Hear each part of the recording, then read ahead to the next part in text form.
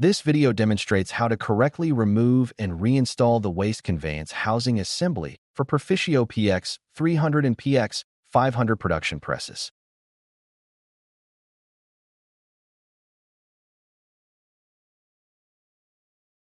To access components behind the Waste Conveyance Housing Assembly, first open the front doors. To unlock the assembly, grasp the locking lever and slide it to the left to the unlocked position. Make sure the lever is not in the pink area.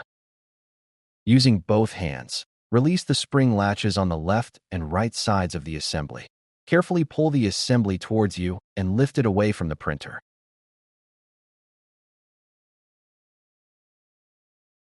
To reinstall the assembly, first check that the locking lever is in the unlocked position and is not in the pink area.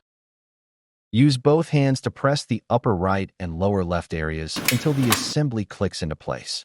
Do not pinch the latches open. Allow the latches to seat the assembly. When the assembly is properly seated, you should be able to remove both hands. The assembly stays seated in place, held in securely by the left and right latches. If the assembly starts to fall, remove it and reseat it again.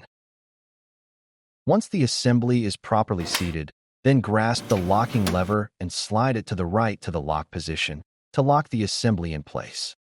Close the front doors.